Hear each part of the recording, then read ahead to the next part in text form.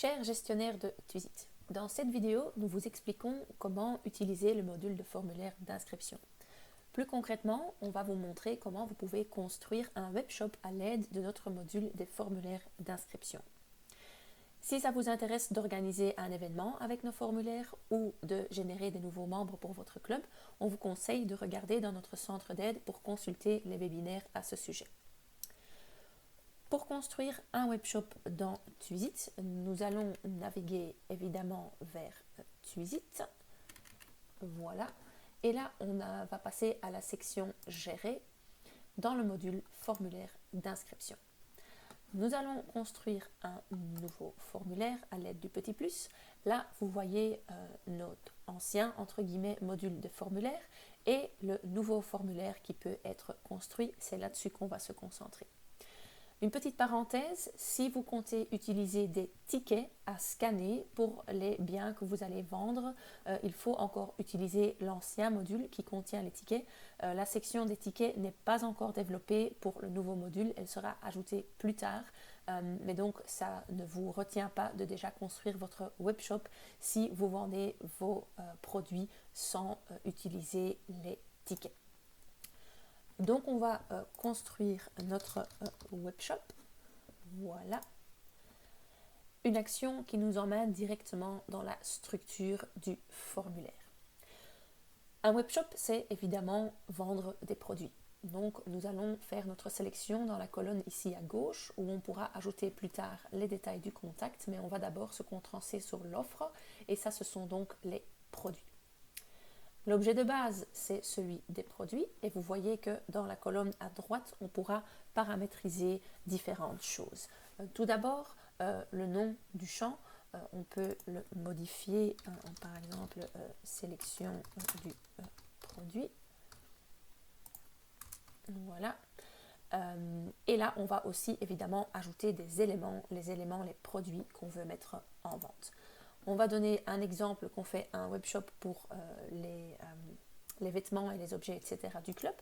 Donc tout d'abord, on va mettre en vente un sac de sport où on peut ajouter une petite description, image, etc.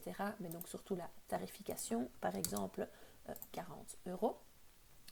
S'il y a un stock, vous pouvez l'activer. Par exemple, vous avez 50 pièces en stock et ce sont vraiment les dernières pièces, donc on va cacher le stock s'il est épuisé, soit on va activer une liste d'attente en cas de rupture de stock pour que vous puissiez savoir combien il faut encore en commander dès que le stock de 50 est épuisé. On sauve cet élément et vous voyez que le sac de sport s'ajoute dans la liste des produits qu'on peut sélectionner. Un autre élément peut être par exemple un t-shirt où on peut aussi activer la tarification, par exemple 20 € et où on peut aussi activer des propriétés. Pour des vêtements, c'est toujours la taille qui est importante où on a les différentes options, donc les articles, la taille S, M et L. Voilà. Une autre propriété peut être la couleur ou différents modèles. Donc ça, c'est à vous de décider comment vous configurez les propriétés des éléments. Il n'est pas obligatoire d'activer le stock. Par exemple, si vous rassemblez d'abord toutes les commandes et que vous passez une commande à votre fournisseur, vous laissez entrer les commandes sans activer le stock et vous commanderez par après les éléments qui ont été commandés. Voilà. Encore une propriété, c'est activer le texte libre. Le texte libre, ça vous permet par exemple de faire ajouter un texte qui doit être imprimé. Donc par exemple, texte à imprimer, par exemple pour introduire le nom d'un joueur sur le dos ou sur l'avant du t-shirt. Si c'est obligatoire, vous pouvez aussi le cocher, mais de cette façon, celui qui achète le t-shirt pourra introduire un texte à imprimer sur son t-shirt. Pour la présentation, pour la mise en page des produits, vous avez différentes options aussi, soit les petits blocs qui vous permettent donc d'ajouter un texte et une image, etc., soit juste un menu déroulant, soit une petite case à cocher. Pour les produits, en général, on prend ceci. Et vous avez aussi l'option de choisir combien de produits peuvent être commandés. Par exemple, un élément, oui, ceci, ça va en fait limiter l'acheteur parce qu'il pourra sélectionner juste le sac de sport ou le t-shirt. Hein, ça dépend du webshop que vous êtes en train de construire. Une autre option, c'est un de chaque, donc ils peuvent choisir un sac de sport et un t-shirt, mais pas plusieurs. Et la dernière option, c'est donc plusieurs qu'on peut choisir. Par exemple 3 sacs de sport et 5 t-shirts, donc il n'y a pas vraiment de limitation sur le nombre d'objets qu'on peut acheter. Cette limitation peut quand même être ajustée ici dans la disponibilité, donc qu'on peut par exemple limiter le nombre de commandes dans ce champ à 10 pour que par exemple quelqu'un ne vide pas directement tout votre webshop. Ça dépend de ce que vous êtes en train d'offrir.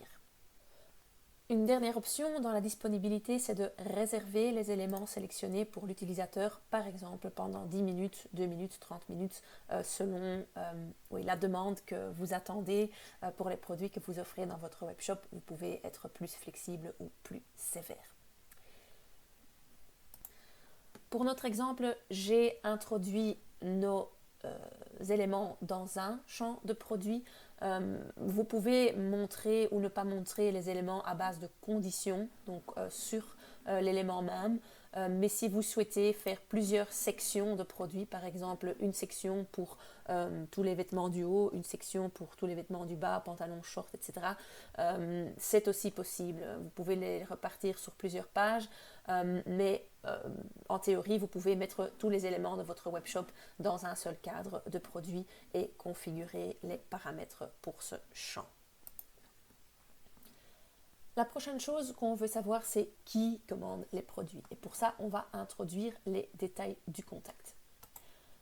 En cliquant sur l'élément, vous allez voir toute une liste de données que vous pouvez sélectionner. Ceux-ci sont les champs qui sont également disponibles dans le module du CRM, dans un profil du contact. Pour une commande dans un webshop, on n'a que besoin du nom et de l'adresse mail d'un utilisateur pour savoir qui a commandé et à quelle adresse mail on peut envoyer les données à propos de la commande. Si nécessaire, vous pouvez aussi sélectionner d'autres champs, mais donc on va mettre à jour notre sélection. Ceci, c'est très important, donc on va obliger le champ dans les paramètres. Pour la sélection du contact, on fait aussi quelques suggestions. De nouveaux contacts peuvent être saisis. C'est quelque chose qui est coché toujours de base. Ça veut dire que tout le monde, aussi des gens externes à votre organisation, peuvent soumettre une commande dans le webshop. Si vous dites non, c'est un webshop exclusif pour nos membres ou pour les contacts qui sont déjà dans notre CRM, vous décochez cette option et des gens externes ne pourront pas passer de commandes dans le webshop. On fait aussi une suggestion que automatiquement le formulaire se remplit avec les données du contact qui est connecté à Twisit. Et on fait aussi une suggestion avec les contacts qui sont liés au contact qui est connecté. Par exemple, si vous avez des membres de votre famille qui sont liés à votre compte, vous pourriez aussi facilement passer une commande pour eux. Ensuite, il y a le nombre de contacts qu'on peut sélectionner. Ici, il est égal à 1, donc il y aura une commande par formulaire. N'importe si cette personne commande juste un élément ou plusieurs éléments, le nombre de contacts est limité à 1. Pour l'adhésion au club ou pour l'inscription aux événements, dans ces webinaires, on explique comment on peut utiliser plusieurs contacts par formulaire, mais pour notre show webshop, on va se limiter à 1. Il est bien sûr possible que la personne qui commande veut recevoir une facture. Pour ça, on va rajouter un bouton radio, peut-être ici juste en dessous de la sélection du produit, où on va lui demander « Souhaitez-vous une facture ?» Voilà, où on va aussi dire « Oui » ou « Non ». Voilà. Vous pouvez aussi rendre ce champ obligatoire, oui ou non. Mais donc, si celui qui commande veut recevoir une facture, il faudra aussi mettre une adresse sur la facture. Donc là, on va quand même rajouter encore ici le champ adresse. Donc on peut éditer les champs du contact pour rajouter l'adresse. mais l'adresse, on va seulement la montrer à la condition que la personne veut recevoir une facture. Donc c'est la valeur entrée dans le formulaire qui souhaitez-vous une facture qui contient oui. Là, on va montrer le champ de l'adresse et il sera donc aussi obligatoire quand il sera montré puisque les détails du contact dans leur totalité sont obligatoires. Avec ceci, notre structure du formulaire, avec une offre bien sûr limitée pour la sélection du produit, est terminée et on peut passer au prochain onglet. C'est l'onglet des paiements et remises. Les paiements en ligne peuvent être activés si vous avez un compte qui est connecté. Si ce n'est pas encore le cas, vous pouvez rajouter un compte, ça se trouve dans les paramètres de votre plateforme Twisit. Dans cet écran, on va surtout se concentrer sur les remises, les réductions dont nos membres ont droit. Par exemple, si vous offrez un t-shirt gratuit à vos membres, juste la première fois qu'ils s'adhèrent ou la première fois qu'ils passent une commande, vous pouvez ajouter une réduction. Par exemple, voilà, un t-shirt gratuit. Et on va donc leur donner la réduction de 20 €, le prix du t-shirt, juste une fois, pas toujours, mais à base de conditions. Donc, et la condition, c'est que le contact identifié qu'il a une adhésion qui est active en cours, que la personne a commandé un t-shirt, voilà, et que le champ supplémentaire dans le CRM, donc le détail du contact identifié, que son champ CRM t-shirt gratuit, qu'il n'est pas encore coché. S'il est coché, ça veut dire qu'il a déjà reçu son t-shirt, donc la case ne peut pas être cochée et dans ce cas, il va recevoir son t-shirt gratuit. Voilà, vous voyez 3 conditions pour la ristourne t-shirt gratuit. Le prochain onglet, c'est la confirmation. Vous pouvez rajouter un petit message de confirmation. C'est un message qui s'affiche quand la commande est terminée. Donc ici, il y aura juste soumis avec succès. Si vous voulez ajouter quelque chose de plus personnel, vous pouvez le faire. Attention, ce n'est pas un email, c'est vraiment un message de confirmation qui s'affiche à la fin de la commande. Si vous souhaitez introduire un mail, envoyer un mail à celui qui commande, c'est une action dans le traitement. Ça nous amène directement dans le prochain onglet où on va donc ajouter les différents traitements, par exemple l'envoi d'un message pour confirmer la commande. Le message est envoyé à l'email 1 du contact. S'il y a plusieurs adresses mail dans le formulaire, vous pouvez sélectionner plusieurs adresses, mais dans ce cas-ci, il n'y en a qu'un. Et vous pouvez ajouter donc les détails de l'inscription en tout, sélectionnant par exemple juste le produit que la personne a commandé. On va exécuter l'action lorsque le formulaire est soumis et sous aucune condition, donc on va toujours le faire. Une prochaine action de traitement, c'est lier le contact. On veut savoir quels membres ou quels contacts dans notre CRM ont déjà placé une commande. Donc on va simplement lier le contact, mais on ne va pas nécessairement créer un nouveau contact lorsque aucun contact correspondant n'est trouvé. Par exemple, si toute la famille de vos membres passe une commande dans votre webshop, oui, vous ne voulez pas nécessairement créer un contact pour toutes ces personnes, sauf s'ils veulent une facture. Ça sera notre prochaine action. Mais donc, on va lier nos contacts s'il y a un contact qui correspond dans notre CRM. Comme je l'avais dit, pour ceux qui souhaitent une facture, on va créer la facture et là, on va créer un nouveau contact puisque une facture peut seulement être créée lorsqu'un contact figure vraiment dans notre CRM. Donc, les paramètres de facturation, c'est à vous de les introduire. Mais donc, on va exécuter cette action uniquement lorsque le formulaire est soumis ou quand le formulaire est édité et on va le faire uniquement quand une valeur entrée dans le formulaire souhaitez-vous une facture quand ça contient la réponse oui.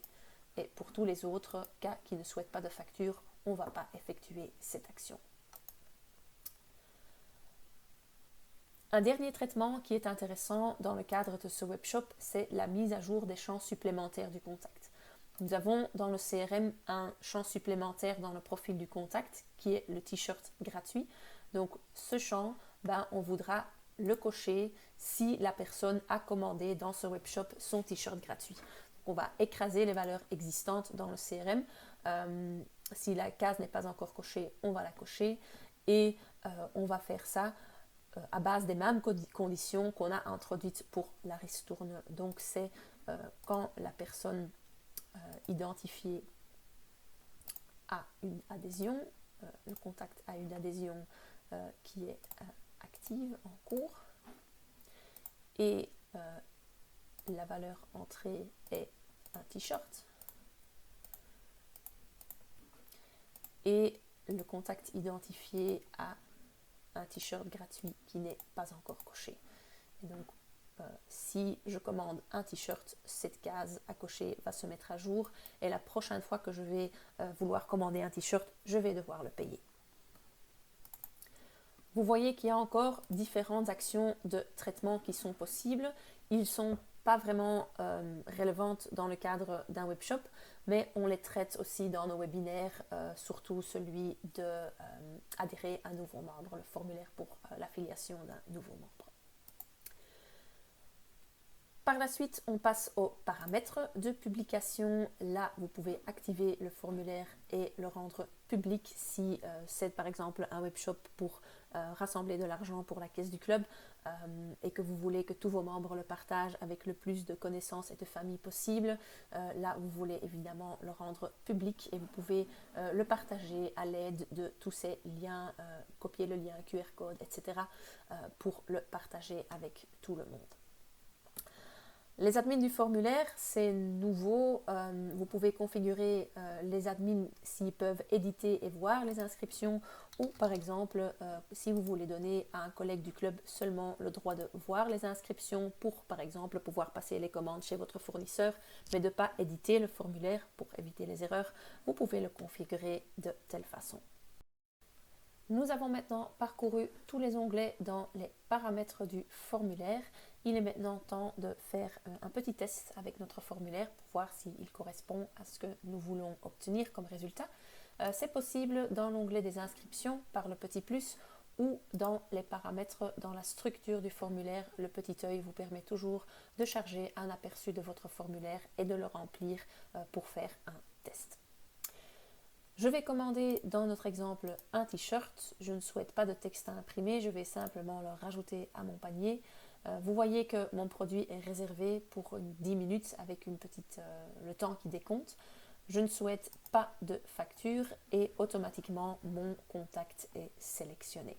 Je peux le modifier pour sélectionner un autre contact qui est lié, ce qui n'est pas le cas maintenant, ou d'introduire un autre nom si je ne suis pas cette personne ou si je commande pour quelqu'un d'autre.